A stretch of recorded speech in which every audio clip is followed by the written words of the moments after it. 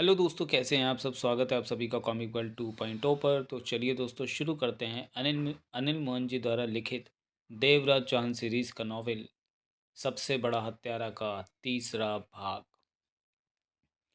अगला दृश्य। शाम को हाफता हुआ चंदानिया पहुंचा। तुमने तुमने महंत लोटिया को उठाया? आते ही वह देवराज चौहान से बोला। हाँ, लेकिन महंत को उठाकर करना क्या चाहते हो? देवराज चौहान ने चंदानी को देखते हुए सिगरेट सुलगाई। बेटे के बदले बाप को मांगूंगा। बेटे के बदले बाप को मांगोगे? चंदानी की आंखें सिकुड़ गईं। यानी कि बाप को ही बाप से? हाँ। असंभव। तुम जय किशन लोटिया को नहीं जानते। वो खुद को तुम्हारे हवाले नहीं करेगा। ना करे, मैं तो एक चांस लेकर देख रहा हूँ। कामयाबी तो बात की बात है। वो ना माना तो मेहनत का क्या करोगे? देखा जाएगा। देखा नहीं जाएगा। आखिर इस बारे में तुमने कुछ तो सोचा होगा। चंदानी बेचैन हो उठा। मामूली सा मामला है, जब वक्त आएगा सोच लेंगे। तुम क्यों मरे जा रहे हो? मैं कहाँ मर रहा हूँ, सिर्फ पूछ ही तो रहा हूँ। चंदानी ने हड़बड़ा कर कहा। फिर बोला, उसके बाप को फ़ोन कब करोगे? बात करके देखो वो क्या कहता है। फ़ोन 2 दिन के बाद किया जाएगा। क्यों? 2 दिन के बाद क्यों? है कोई बात? तुम बेकार की बातें मत पूछो। ठीक है ठीक है, एक काम करना, जब लोटिया को फ़ोन करो तो मुझे बुला लेना। उस वक्त मैं पास में रहना चाहता हूँ। चंदानी जल्दी से बोला। परसों 11 बजे तक आ जाना। अगला दृश्य। अगले 2 दिनों तक देवराज चांद ने चारों तरफ नज़र रखी। अंडरवर्ल्ड में उथल पुथल मची हुई थी। जयकिशन लोटिया के आदमी उसकी और मेहंद की तलाश में एड़ी से चोटी तक का जोर लगा रहे थे। लोटिया की पूरी सरकार दौड़े जा रही थी और जयकिशन लोटिया ने बंगले पर जाना छोड़ दिया था। मेहंद की तलाश में होटल स्थित अपने ऑफिस में ही पड़ा रहता। जयकिशन लोटिया हद से ज़्यादा परेशान था। और फिर 2 दिन बाद देवराज चांद ने जयकिशन लोटिया को फ़ोन किया। पास में चंदानी और जगमोहन मौजूद थे। कैसी तबीयत है लोटिया? संबंध मिलते ही देवराज चांद बोला। ठीक हूँ। जयकिशन लोटिया का लहजा बेहद शांत था। सुना है 2 दिन से होटल में ही जमे हुए, बंगले पर नहीं जा रहे? खास बात नहीं है। स्वर में मौजूदा व्यंग से भी लोटिया की आवाज़ न बदली। मैं पूर्वर लहजे में ही कहे जा रहा था। हिसाब वगैरह चेक कर रहा हूँ। उस हिसाब में तुम्हारा बेटा महंत भी आता होगा। हाँ, वो भी आता है। महंत मेरे पास है, इसलिए तुम्हारा हिसाब ठीक नहीं हो सकेगा। जवाब में जयकिशन लोटिया खामोश रहा। सौदा करोगे बेटे का? क्या चाहते हो? तुम्हारे बेटे को छोड़ा जा सकता है, बशर्ते कि तुम खुद को मेरे हवाले कर दो। लोटिया की तरफ से कोई जवाब ना आया। सोचने में लग गए? नहीं, लोटिया की आवाज़ आई। हिसाब लगा रहा था। मुझे लगता है मेरा हिसाब ठीक हो गया। मुझे मेहनत की ज़रूरत नहीं पड़ेगी। इसका मतलब तुम्हें अपने बेटे की ज़रूरत नहीं है? देवराज चांद के होंठ पिच गए। अगर वास्तव में ऐसा है तो उसकी लाश तुम तक पहुंचा देता हूँ। पहुंचाने की ज़रूरत नहीं, कहीं भी फेंक देना। लोटिया का सर बेहद शांत था। सोच लो लोटिया, बेटे से हाथ धो बैठोगे? देवराज चांद ने खतरनाक स्वर में कहा। सच बात तो यह है कि मैं खुद मेहनत से बहुत परेशान हूँ। उसकी उल्टी हरकतों के कारण मुझे काफ़ी नुकसान उठाना पड़ता है। दिल पर पत्थर रखकर उसे बर्दाश्त कर रहा हूँ। ख़त्म कर दो उसे, मार दो। जब तक वह जिंदा रहेगा मेरे गले में मुसीबत की घंटी बजती ही रहेगी। इसके साथ ही लोटिया ने लाइन काट दी। देवराज चौहान हक्का बक्का सा रिसीवर पकड़े खड़ा रह गया। अगला दृश्य। क्या हुआ? देवराज चौहान ने रिसीवर रखा तो जगमोहन के होंठों से निकला। चंदानी पर निगाह मारने के पश्चात देवराज चौहान बोला। बात कुछ समझ में नहीं आई। क्या? चंदानी व्याकुल सर में क्या उठा। जयकिशन लोटिया का कहना है कि महंत को मार दिया जाए। वह खुद इसके हाथों परेशान है। क्या? जगमोहन का मुंह खुला का खुला रह गया। चंदानी में मुंह फाड़े देवराज चांद को देखता रह गया। ऐसा है तो महंत के टुकड़े करवा कर लोटिया को भी। जगमोहन बोला। नहीं, नहीं, ऐसा मत करना। चंदानी जल्दी से बोल पड़ा। महंत को कुछ नहीं होना चाहिए। जगमोहन और देवराज चौहान की आंखें मिली। क्यों? उसे कुछ हो जाने में तुझे क्या तकलीफ है? तकलीफ है। लोटिया के अपहरण के बाद महंत ने मेरे बहुत काम आना है। अगर महंत मर गया तो मुझे काफ़ी दिक्कतों का सामना करना पड़ेगा। चक्कर क्या है? देवराज चौहान ने पूछा। तुम्हें इससे कोई मतलब नहीं। जगमोहन ने चंदानी की आंखों में झाँका। महंत को हम न मारें? नहीं, ये बात हमारे सौदे में नहीं थी। फिर भी हम तेरी बात मान लेते हैं। कितना देता है? क्या कितना? माल, नोट, दौलत। 80 लाख तो दे रहा हूँ, और कितना दूँ? चंदानी आहत भाव में बोला। मैं महंत को जिंदा छोड़ने की कीमत के बारे में पूछ रहा हूँ। कितना चाहते हो? ज़्यादा नहीं, जगमोहन जल्दी से बोला। करोड़ पूरा कर दो। मतलब कि 20 लाख और? सिर्फ 20 लाख? तुम तो समझते हो जैसे मेरे पास कुबेर का खजाना दबाओ। चंदानी खींचकर बोला। 20 लाख तो जैसे कुछ होते ही नहीं। 5 लाख ले लेना। 5 नहीं, पूरे 20। बोलो हाँ, नहीं तो मैं मेहनत का काम तमाम करता हूँ। मेवाराम चंदानी ने मुंह लटकाकर देवराज चांद को देखा। ले लेना, कल इस समय तक ले लेना। चंदानी ने उखड़े लहजे में कहा और बाहर निकल गया। जगमोहन ने देवराज चांद को देखा। ये जितनी दिलचस्पी जयकिशन लोटिया के अपहरण में ले रहा है, इतनी दिलचस्पी मेहनत को हमसे आज़ाद करवाने में ले रहा है। कहता है महंत मर गया तो मुझे दिक्कत होगी। बीच में कुछ खास बात तो है ही। लोटिया के लिए 80 लाख हमें यूं ही नहीं दे रहा। देवराज चौहान ने सिर हिलाकर कहा। तुम्हें कहा तो है कि मालूम करो असल माजरा क्या है। कोशिश में हूँ। जगमोहन ने उसकी बात काटी। ऐसी बातें जानने में वक्त तो लगता ही है। अगला दृश्य। महंत की हालत काफ़ी खस्ता लग रही थी। शेप बढ़ी हुई थी, चेहरा लटका हुआ था। मैले से होकर कपड़े अस्त व्यस्त हो रहे थे। वह कुर्सी पर बंधा हुआ था, परंतु आंखों में क्रोध से भरी सुर्खी छाई हुई थी। दरवाज़ा खुला और देवराज चौहान के साथ जगमोहन भीतर आया। महंत ने खूनी निगाहों से देवराज चौहान को देखा। थोड़ी देर के लिए मुझे खोल दो। 2 दिन से कुर्सी से बंधे बंधे मेरा जिस्म टूट गया है। मैं भी तेरे बाप से फ़ोन पर बात करके आ रहा हूँ, देवराज चौहान बोला। तो महंत आंखें सिकुड़कर उसे देखने लगा। क्या बोला वो? महंत के सर में जैसे धीरे धीरे कुत्तों के गुर्राने जैसा भाव आ गया।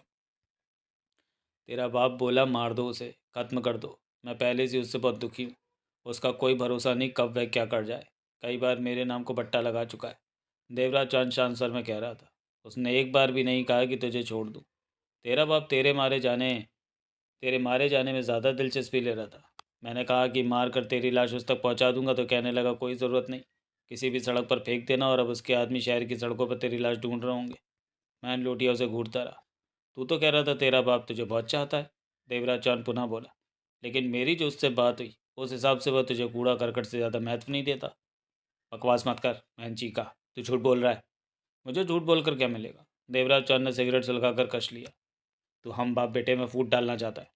उसके इस जवाब से देवराज चौहान को समझते देर न लगी कि मैंने दिमाग का भी इस्तेमाल करता है। इस पर देवराज चौहान ने उसकी आंखों में झाँक कर कहा, यह बात तो तुम तब कहो जबकि हम तुम्हें छोड़ने जा रहे हो। तेरे बाप का जवाब सुनकर हम तो जल्दी तेरी हत्या करने वाले हैं, ताकि तेरे बाप को सबक मिल सके। महंत का चेहरा फक, आंखों में व्याकुलता नाच उठी। मुझे मुझे मार दोगे? हाँ। क्या फ़ायदा मुझे मारने का? मुझे मारकर तुम लोगों को क्या मिलेगा? महंत सूखे होठों पर जीभ फेर कर बोला। कोई वजह हो तो मेरी जान लेने की। अगर तेरा बाप खुद को हमारे हवाले कर देता तो तेरी जान न जाती। मैं छूटते ही कहने लगा कि तुझे मार दिया जाए, इसलिए तेरी लाश उस तक पहुंचनी लाजमी है। इस बात को छोड़ो कि मेरे बाप ने क्या कहा। मुझसे बात करो। महंत के बदन के जर्रे जर्रे में मौत की बेचैनी छा चुकी थी। मुझे छोड़ दो, मुझे छोड़ दो। तुम जितना कहोगे मैं उतना ही पैसा तुम्हें दूंगा, देवराज चांद जगमान से बोला। इसकी घटिया बातें मेरी समझ में तो आ नहीं रही।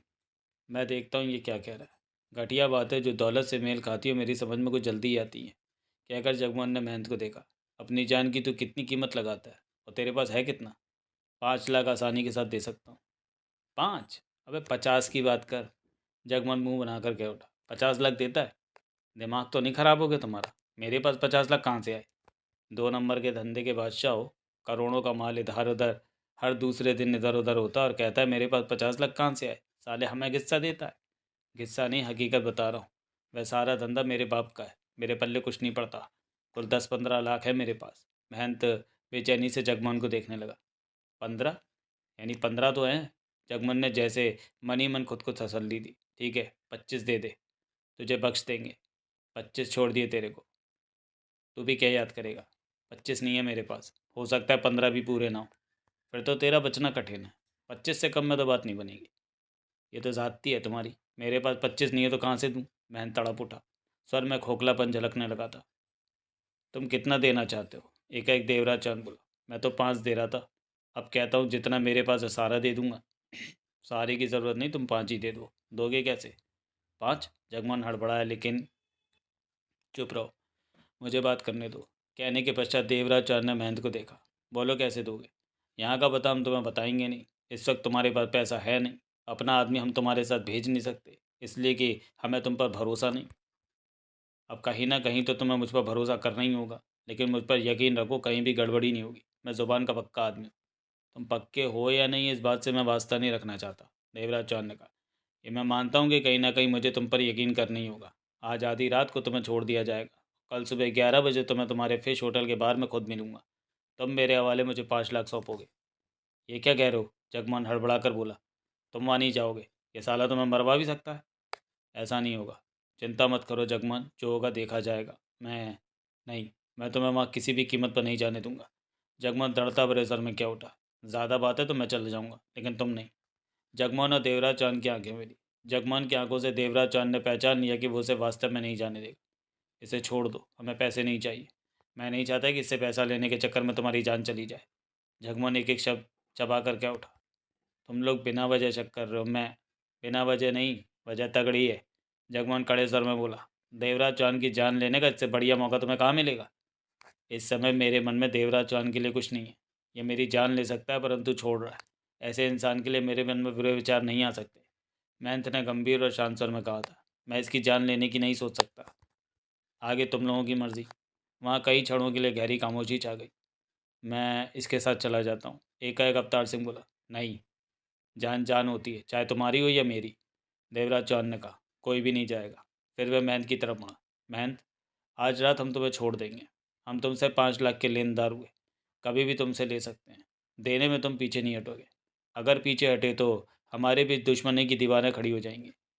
खामा का दुश्मनी मोल लेना चाहते होगे तो 5 लाख देने से मना कर देना। तुम जो भी कहो। महंत का स्वर शांत था। 5 लाख तुम्हारी अमानत के रूप में हर समय मेरे पास रहेंगे। जब भी आवाज़ निकालोगे फ़ौरन मिल जाएंगे। ठीक है, बात खत्म हुई। देवराज चौहान बोला। आधी रात के बाद तुम्हें छोड़ देंगे। अवतार सिंह, इसे खोल दो। अवतार सिंह आगे बढ़ा, महंत के बंधन खोलने लगा। अगला दृश्य।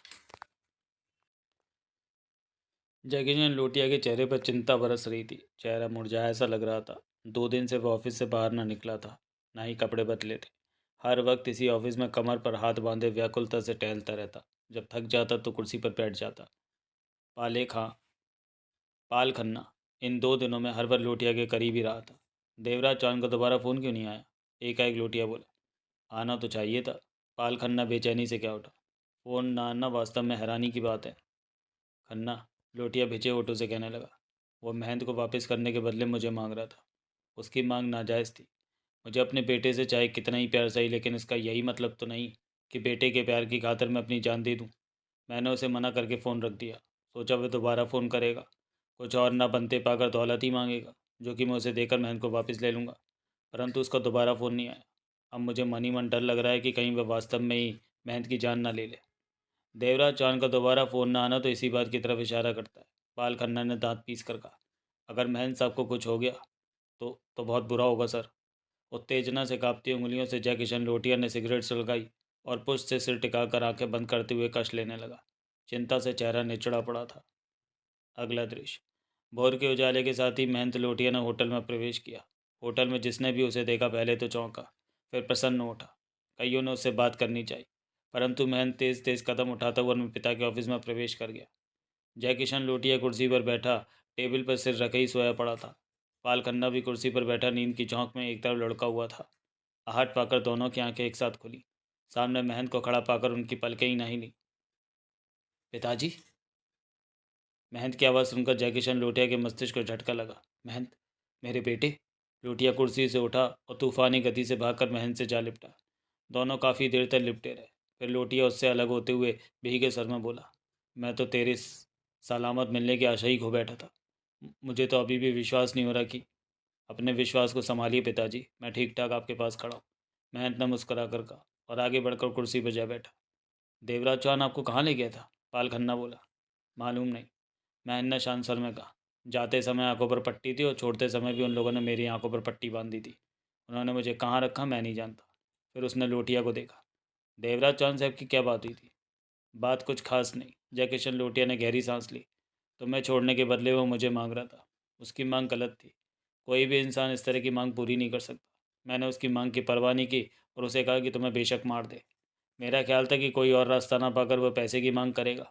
मैं सुबह से उसके दूसरे फ़ोन का इंतज़ार करता रहा, जो कि नहीं आया। और अब तुम अचानक सामने आ गए। कैसे छोड़ा उसने तुम्हें। बहुत ही सस्ते में। क्या मतलब। यकीन के साथ कुछ नहीं कह सकता कि आपसे फ़ोन पर बात करने के पश्चात उनका इरादा मुझे मारने का था या नहीं। लेकिन अब सोचता हूँ तो यही लगता है कि उनका इरादा मुझे मारने का नहीं था। आपसे बात ना बनती पाकर भी मुझे छोड़ देना था उन्होंने। मैं समझा नहीं। मेरे एक बार कहने पर कि मुझे छोड़ दो, बदले में पैसा ले लो, वो तैयार हो गए। मैं उन्हें 15 लाख देने को राज़ी हो गया था। लेकिन देवराज चौहान ने से 5 लाख में ही सौदा तय किया और मुझे छोड़ दिया। महंत का स्वर बेहद शांत था। 5 लाख। 5 लाख तुमने कब दिया। नहीं दिया, सौदा ज़ुबानी हुआ है। वो कभी भी मुझसे 5 लाख मांग सकते हैं। हैरानी की बात है कि 5 लाख जैसी मामूली सी रकम पर उन्होंने तुझे छोड़ना मंजूर कर लिया, वो भी दिया नहीं। इसका मतलब उनकी योजना में तुम्हारी जान लेना नहीं था और ना ही उन लोगों की निगाहों में 5 लाख की अहमियत थी। सौदा न पटने के कारण मैं तुमसे जल्दी ही छुटकारा पा लेना चाहते थे। लोटिया ने विचार भरे स्वर में कहा। आप कुछ भी कहें, देवराज चंद बुरा आदमी नहीं। वो मेरे साथ हर तरह का सलूक कर सकता था, मुझे मार सकता था, मेरे हाथ पांव तोड़ सकता था। वो मन चाह बर्ताव मुझसे कर सकता था, लेकिन उसने कुछ भी नहीं किया, चांटा तक नहीं मारा। इसमें कोई शक नहीं कि उसके अपने उसूल हैं, और उन उसूलों पर वह चलता भी है। महंत के होठों पर क्षण भर के लिए मुस्कान उभरी, फिर लुप्त हो गई। अगला दृश्य। सुबह से तुम कहाँ गए हुए थे? कम से कम बता कर तो जाते। रात को 11 बजे देवराज चौहान बंगले पर लौटा तो जगमोहन ने उखड़े लहजे में कहा। जयकिशन लोटिया के बारे में मालूमात हासिल करने गया था कि शायद कोई नई बात मालूम हो जिससे कि उसके अपहरण में आसानी हो। बैठते हुए देवराज चौहान ने सिगरेट सुलगाई और कश लेने लगा। जगमोहन ने आंखें सिकोड़कर उसे देखा। किससे मालूम करने गए थे? भीमराव से। भीमराव? अंडरवर्ल्ड में जो हर किसी की खबर रखता है? हाँ, तुम तो जानते ही हो कि भीमराव मेरी इज्जत करता है, क्योंकि एक बार मैंने उसे मरने से बचाया था। मेरे इस एहसान को हमेशा मानता है। जानता हूँ, सब कुछ जानता हूँ। कुछ मालूम हुआ भीमराव से? खास नहीं, वही सब पहले वाली बातें हैं। हालांकि मेरे काम में उसका भी दिन खराब हुआ। किसी नई जानकारी की आशा में उसने आदमी भी तोड़ा है, परंतु कोई भी फ़ायदा नहीं हुआ। उसका तो कहना है कि लोटिया का अपहरण काफ़ी कठिन काम है, खास तौर से अब जबकि वो मेरी तरफ से पूरी तरह सावधान हो चुका है। भीमराव का कहना अपनी जगह ठीक है। जगमोहन ने सहमति से सिर हिलाया। लेकिन लोटिया का अपहरण अब हमारे लिए इज्जत का सवाल बन गया है। चंदानी से काफ़ी माल झाड़ा जा चुका है। लोटिया उसे मिलना ही चाहिए। फिर अंडरवर्ल्ड के लोग भी जान चुके हैं कि हम किस कोशिश में नाकामयाब रहे तो अपनी धाक खत्म हो जाएगी। वैसे पिछले दिनों ही बातों के बारे में भीमराव का क्या कहना? कह रहा था कि किसी की निगाह हम पर ही है, कि हम लोटिया को उठा पाते हैं या नहीं। इस बारे में मोटी मोटी शर्तें भी लग चुकी हैं। देवराज चौहान के होठों के बीच हल्की सी मुस्कान आ बसी। इन शर्तों के बीच सुजान सिंह भी फंसा है। उसने कई लाख की शर्त ये कहकर लगाई है कि हम लोटिया का अपहरण नहीं कर सकते। ये तो वक्त बताएगा, जगमोहन ने गंभीर स्वर में कहा। बहरहाल ये तो जाहिर हो गया कि हमारी इज्जत इसी में है कि हम लोटिया का सफल अपहरण करें। देवराज चौहान ने कश लेकर सिर हिलाया। तुम खुद लोटिया पर निगाह रखने की कोशिश करो, मैं अपनी तरफ से पूरी कोशिश रखूँगा। भीमराव से भी इस बारे में क्या आया, कोई खबर होगी तो वो दे जाएगा। भीमराव का यहाँ का पता बता दिया? हाँ, उसको बताने में किसी तरह का खतरा नहीं है, देवराज चौहान ने कहा तो जगमोहन ने फौरन सहमति से सिर हिला दिया। इस बार हमें पक्का हाथ मारना है, ऐसा हाथ कि लोटिया हमारे हाथों से बच ना सके। हर बार वह इसी तरह बचता रहा तो कामयाबी हमारे हाथ लगनी कठिन है।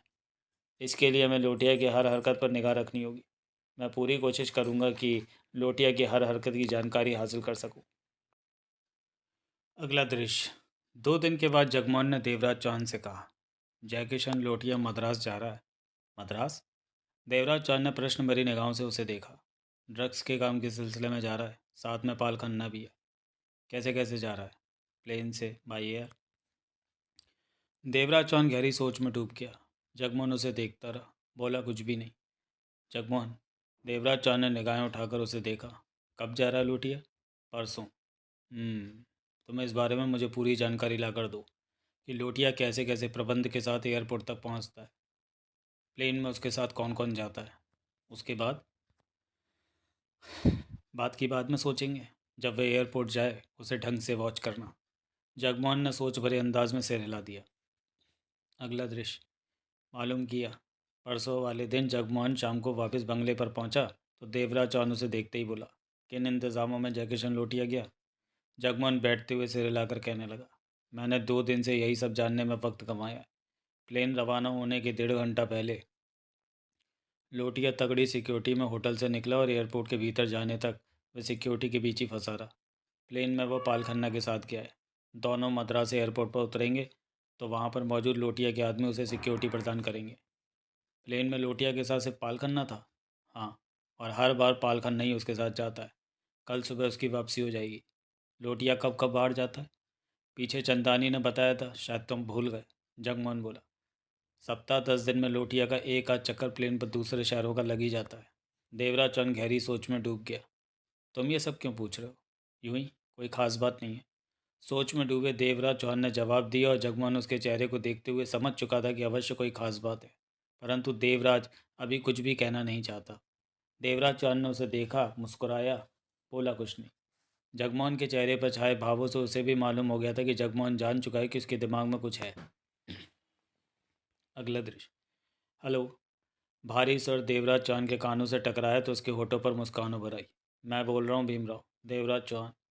ओ तुम, बोलो। भीमराव के स्वर में मुलायमपन आ गया। कैसे फ़ोन किया? क्या कर रहे हो? अपना तो चलता ही रहता है, तुम बोलो। यहाँ आ सकते हो? तुम्हारे पास? हाँ। कुछ खास बात है क्या? कह नहीं सकता, शायद खांसी हो। आओ तो बात बने। तुम क्यों नहीं आ जाते? मेरा बाहर निकलना ठीक नहीं है। अगर तुम नहीं आ सकते तो मैं ही आ जाता हूँ।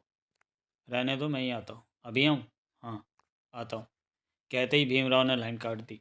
देवराज चांद ने रिसीवर रखा तो पास खड़ा जगमोहन बोला, भीमराव को यहाँ क्यों बुलाया?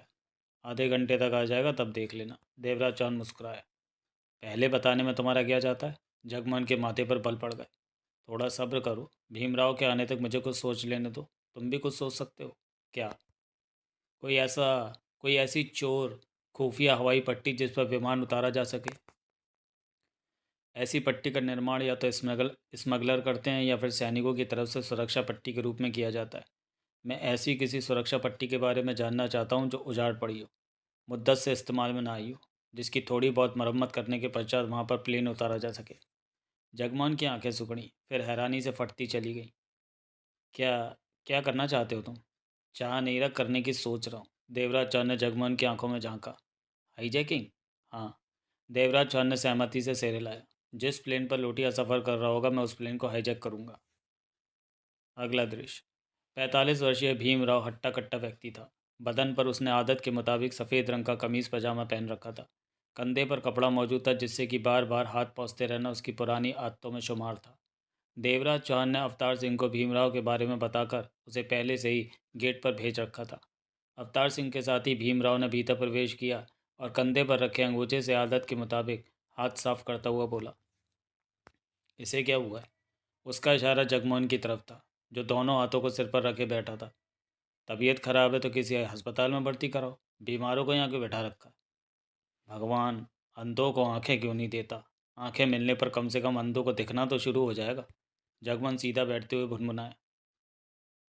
यह तो बिल्कुल ठीक ठाक है, भीमराव मुस्कुराकर करीब ही बैठते हुए बोला। देवराज चौहान मुस्कुराते हुए सिगरेट सुलगाने लगा। बोलो, भीमराव ने देवराज चौहान से कहा। क्या बात है? मुझे वापस भी पहुंचना है। मुझे किसी हवाई पट्टी के बारे में बताओ जो उजाड़ बियाबान में हो, जिस पर विमान उतारा जा सके। किसी स्मगलर ने अपने काम के लिए चोरी छिपे ऐसी पट्टी का निर्माण कराया हो, या फिर किसी जगह पर कभी सैनिकों ने ऐसी हवाई पट्टी बनाई हो जो अब बेकार पड़ी हो। भीमराव ने देवराज चौहान की आंखों में झाँका। इरादा क्या है? हाईजैकिंग का इरादा है। मतलब कि मरने की तैयारी में हो, भीमराव ने सख्त स्वर में कहा। ये इसी का फैसला है, इरादा है, मेरा नहीं। जगमोहन तीखे स्वर में क्या उठा। मैंने समझाया लेकिन मेरी बात इसे समझ में नहीं आ रही। भेजा फिर गया इसका। इसकी बात पर मत जाओ। जब मैं हाईजैकिंग कर रहा हूँगा तो ये मेरे साथ ही होगा। देवराज चौहान ने मुस्कुरा कर कहते हुए जगमोहन को देखा। जगमोहन ने होंठ भींचकर निगाहें फेर ली। बोला, ऐसी हवाई पट्टी कहाँ हो सकती है? जानकारी है तुम्हें? है तो नहीं, मालूम किया जा सकता है। भीमराव गहरी सांस लेकर उठ खड़ा हुआ। कब बताओगे?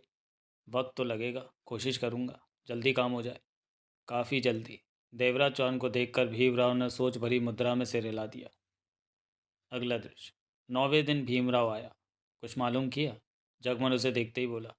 कोई उजाड़ पड़ी हवाई पट्टी। भीमराव ने जगमोहन को घूरा। उस दिन तो तू कह रहा था ये इसी का इरादा है, फैसला है, इसका भेजा फिर गया वगैरह वगैरह। लेकिन आज तू बहुत बेताब हो रहा है। तेरा भी भेजा फिर गया है क्या? हाँ, सकपकाया सा जगमोहन बोला। थोड़ा बहुत फिरा है। तुम बोलो, कुछ मालूम किया? जगमोहन से निगाहें हटाकर भीमराव गंभीर निगाहों से देवराज चौहान को देखने लगा। तुम अपने इरादे पर पक्के हो या? पक्का हूँ। जो कुछ भी मैं कर रहा हूँ मेरी निगाहों से वो सब करना नहायत ज़रूरी है। भीमराव ने कंधे उचकाए और कहने लगा। एक हवाई पट्टी का पता चला है। ये रनवे असम में है। बोका खाट नामक पहाड़ी जगह पर है। यहाँ पर कभी लड़ाकू विमान के पायलटों को पहाड़ों के बीच तंग जगह पर प्लेन लैंड करने का प्रशिक्षण दिया जाता था। ये बात आज से 7-8 साल पहले की है। प्रशिक्षण समाप्त होने पर यह रनवे वैसे का वैसे ही पड़ा है। पहाड़ी चट्टानों को साफ करके यहाँ हवाई पट्टी बनाई गई थी। मेरे आदमी ने मुझे खबर दी है कि अगर कोई कुशल पायलट हो तो यहाँ यात्री विमान भी उतारा जा सकता है। मुझे पूरी बात बताओ, सब कुछ खुलकर। देवराज चौहान सतर्क होकर बैठ गया। असम में बोका घाट के पास शिव सागर नाम का बड़ा शहर पड़ता है। मेरा आदमी बूंद बलिया वहीं रहता है। बलिया ने मुझे इस बारे में खबर भेजी है। उसका कहना है कि हवाई पट्टी के हालत ज़्यादा ख़राब नहीं है। सफाई और मरम्मत के पश्चात उसे आसानी से काम में लाया जा सकता है। बोका घाट में आदिवासी लोग रहते हैं, जिन्हें तन पर पर्याप्त कपड़ा मिलना तो दूर, पेट में एक वक्त की रोटी कठिनता से पड़ती है। ज़रूरत पड़ने पर मात्र पेट भर खाना देने से ही बोका घाट के आदिवासी लोगों से मजदूरों का काम लिया जा सकता है। बलिया पर कितना विश्वास किया जा सकता है? देवराज चौहान ने पूछा। उस पर पूरा भरोसा कर सकते हो, भीमराव ने विश्वास भरे स्वर में कहा। मैं उस हवाई पट्टी पर नज़र मारना चाहता हूँ। बलिया मेरी सहायता करेगा? हाँ, मैं उसे खबर भेज दूंगा। वो मुझे कहाँ मिलेगा? तुम शिवसागर पहुंचकर मॉडर्न होटल के किसी भी कमरे में ठहर जाना। मॉडर्न होटल शिवसागर का सबसे टॉप का होटल है। बलिया खुद ही तुमसे वहीं मिल लेगा। दो पल सोचने के बाद देवराज चौहान बोला, मैं आज से 5वें दिन मॉडर्न होटल में मौजूद होऊंगा। ठीक है। भीमराव ने सिर हिलाया। बलिया तुमसे संपर्क बना लेगा। वो तुम्हें बोका घाट नामक आदिवासियों की बस्ती के समीप बनी हवाई पट्टी दिखा देगा। इसके अलावा तुम्हें किसी भी चीज़ की आवश्यकता पड़ेगी वो पूरी करेगा। जो खर्चा होगा वो तुम्हें देना पड़ेगा। देवराज चौहान ने सहमति से सिर हिला दिया। अगला दृश्य। देवराज चौहान और जगमोहन चौथे दिन ही शिवसागर के मॉडर्न होटल के रूम नंबर 32 में मौजूद थे। विशालगढ़ से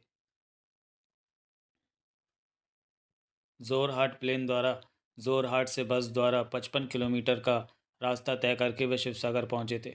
जोराहट जोरहाट से शिवसागर तक का 55 किलोमीटर पहाड़ी रास्ता इस कदर खतरनाक और झटके देने वाला था कि शिवसागर तक पहुंचते पहुंचते उनका बदन टूटने लगा था। होटल में पहुंचकर उन्होंने चैन की सांस ली।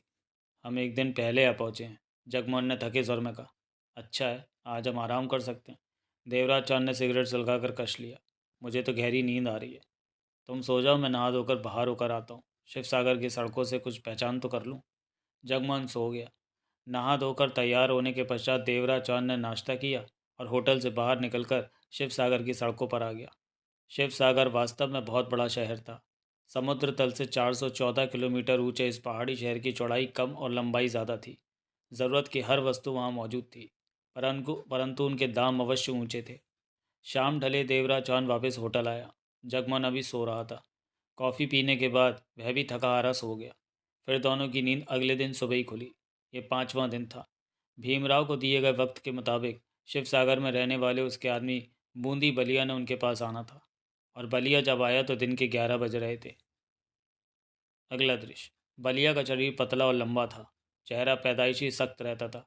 बदन पर उसने कुर्ता पाजामा और जैकेट पहन रखी थी। सिर पर गर्म टोपी रखी हुई थी। कुल मिलाकर वह देखने में ना तो ज़्यादा अच्छा इंसान लगा और ना ही ज़्यादा बुरा। मेरा नाम बलिया है, बूंदी बलिया। बलिया ने दोनों को देखते हुए भारी स्वर में कहा। अगर तुम लोग सही आदमी हो तो अपने नाम और बाकी सब बातें बताओ, उसके बाद ही बात आगे बढ़ेगी। सिगरेट का कश लेते हुए देवराज चौहान ने कहा, मेरा नाम देवराज चौहान है, ये जगमोहन है। भीमराव ने तुमसे किसी ऐसी हवाई पट्टी का पता लगाने को कहा था जो इन दिनों बिल्कुल उजाड़ पड़ी हो। मालूम करने के पश्चात तुमने बोका घाट में 7-8 सालों से उजाड़ पड़ी हवाई पट्टी के बारे में भीमराव को खबर दी। वो पट्टी सरकार की तरफ से लड़ाकू विमानों के पायलटों के अभ्यास के लिए बनाई गई थी कि वह पहाड़ी जगहों पर कम से कम घेरे में भी अपना विमान उतार सकें। हम उस पट्टी को देखना चाहते थे। भीमराव ने हमें मॉडर्न होटल ठहरने को कहा कि बलिया तुम लोगों से वहीं आकर मिलेगा। बूंदी बलिया ने तसल्ली भरे अंदाज में सिर हिलाया। ठीक है, तुम लोग सही आदमी हो। चलो तुम लोगों को वो रनवे दिखा दूँ। अभी? अभी चलें? जगमोहन के होठों से निकला। हाँ अभी। बलिया ने उसे घूरा। 12 बज रहे हैं। बोका घाट 16 किलोमीटर है। घंटा सवा घंटा तो पहुंचने में लग जाएगा, और फिर उस हवाई पट्टी को हाथ तो लगा कर आना नहीं है। देखने में भी वक्त लगता है। 2 घंटे भी लगे, और वापसी का घंटा सवा घंटा। तब तक अंधेरा घिर आएगा।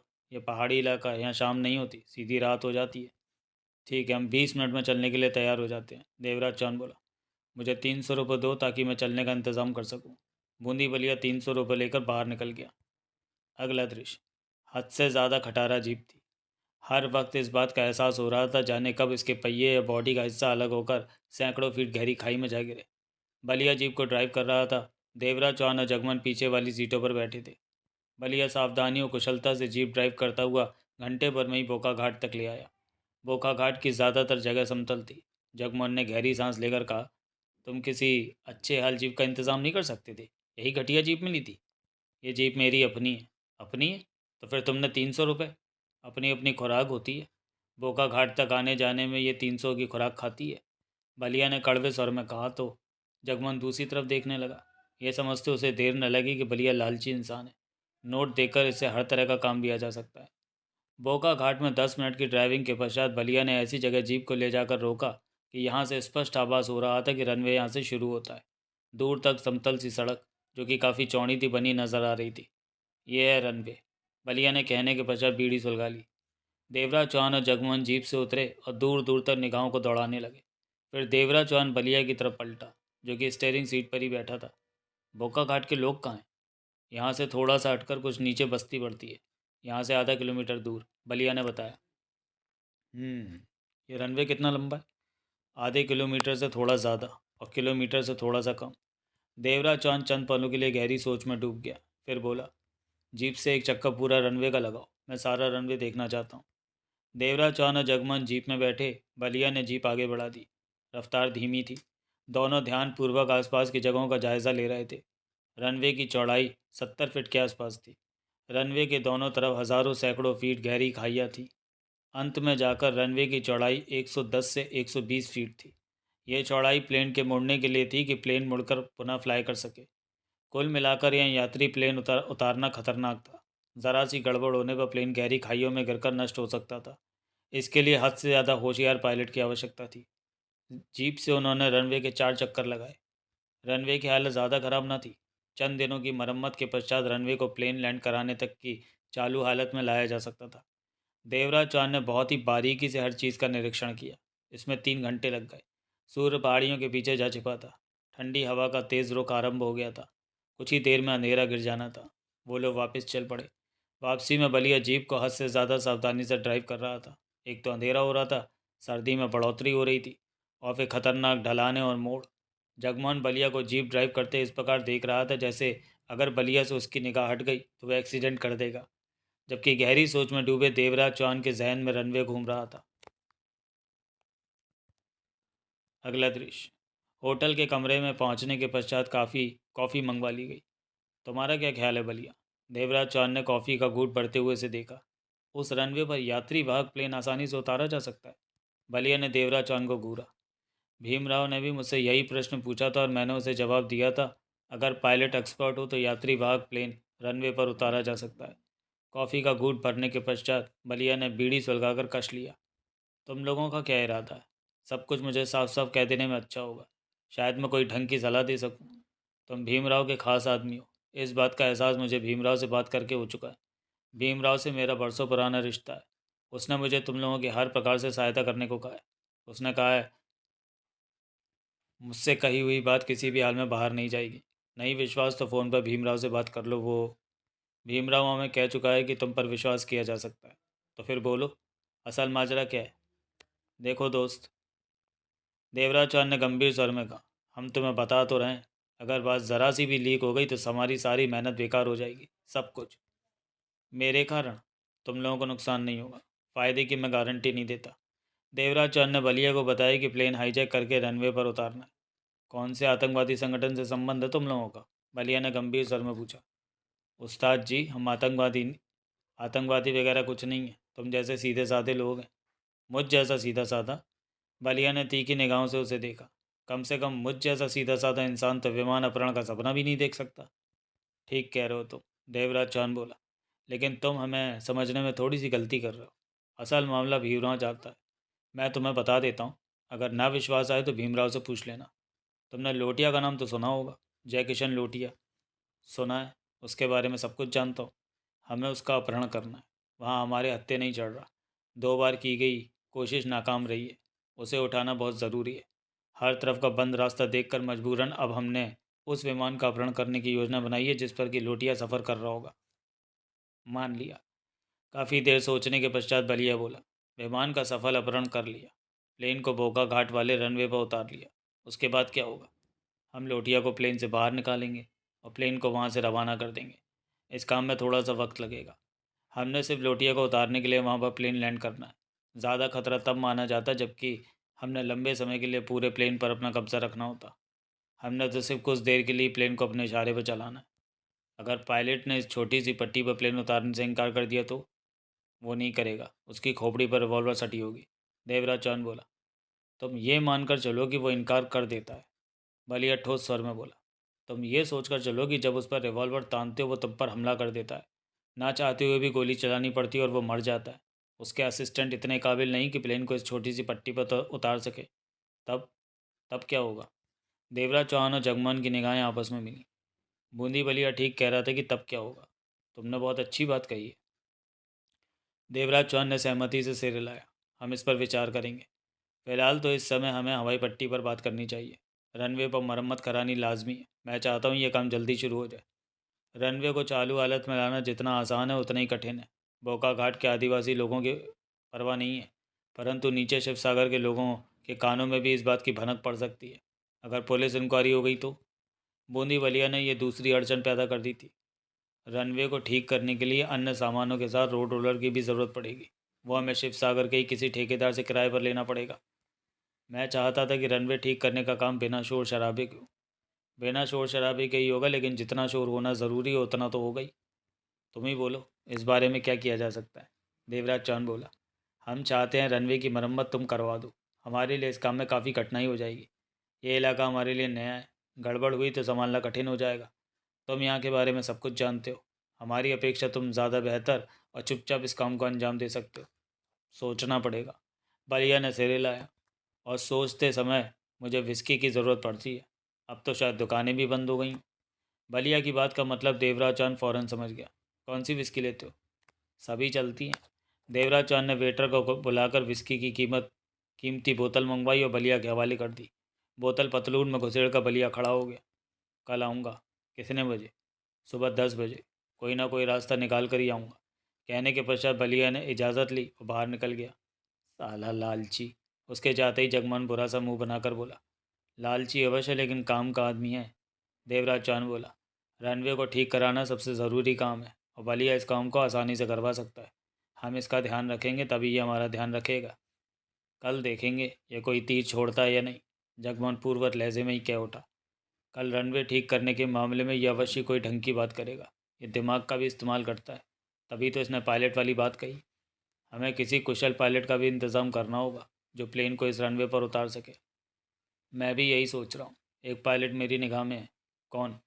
तुम नहीं जानते उसे। 10-12 साल पहले की बात है। वह जापान एयरलाइंस के प्लेन फ्लाई करता था। एक बार उसकी गलती से एयर क्रैश हो गया। उस पर केस चला और नौकरी छूट गई। जबकि उसका कहना था धुंध के कारण कुछ नज़र नहीं आया।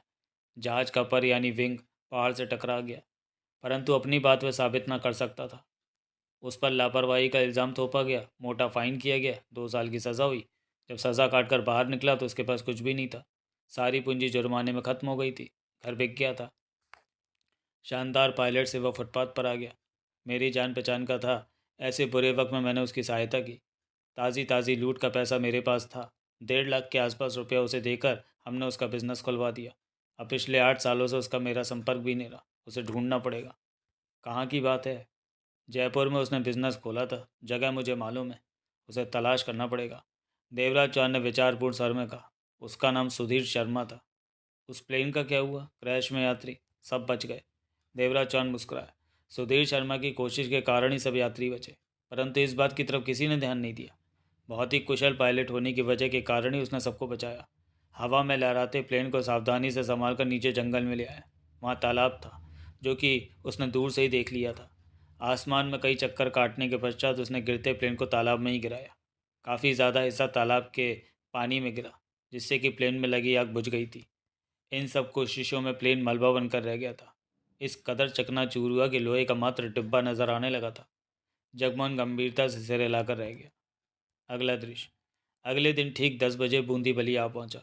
रात की बोतल का असर उसके चेहरे से टपक रहा था। नशे में आंखें सूजी हुई थी। वैसे नहा धोकर शेव करके आया था। कॉफ़ी चाय वगैरह? जगमोहन ने पूछा।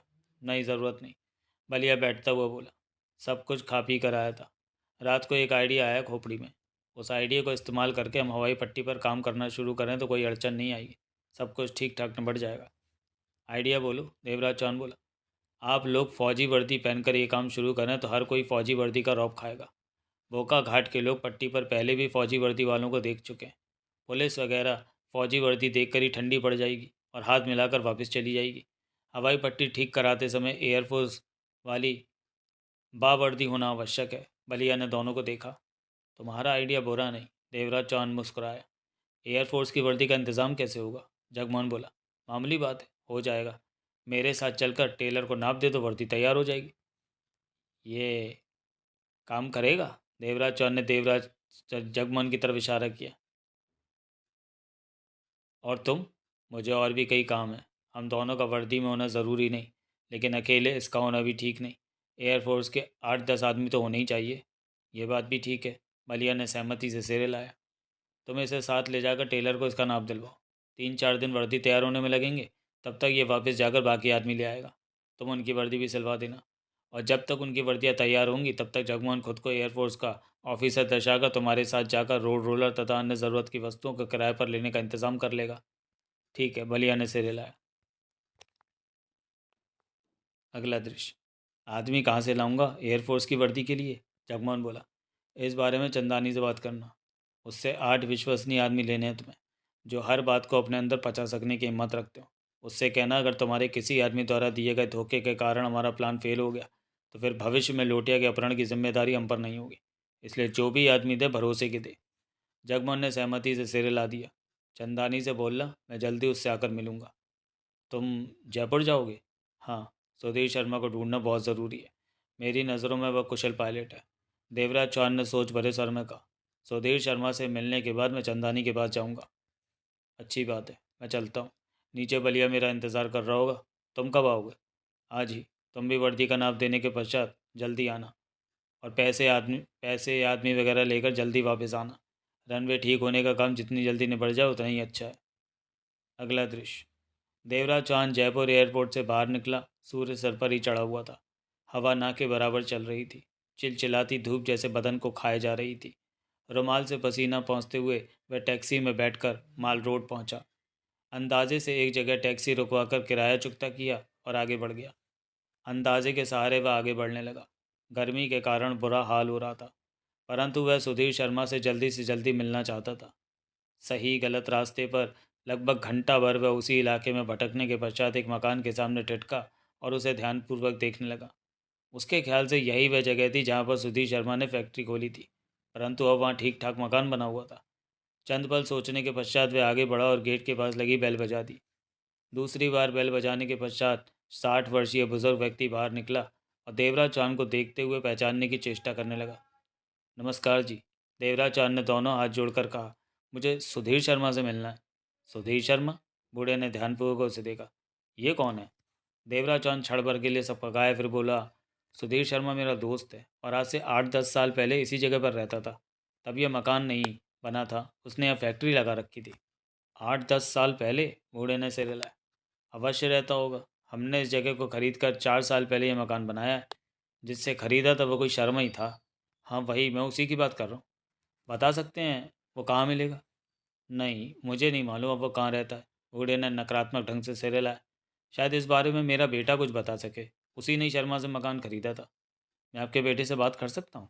इस वक्त तो वो ऑफिस गया हुआ है। तुम शाम को आ जाना, बात कर लेना। आप मुझे अपने बेटे के ऑफिस का पता बता दें तो वह बड़ी मेहरबानी होगी। मैं ऑफिस में ही उनसे मिल लूँगा। सिर्फ 2 मिनट तो लगने उनसे बात करने में। ठीक है, मेरे बेटे का नाम राजेंद्र सिन्हा है।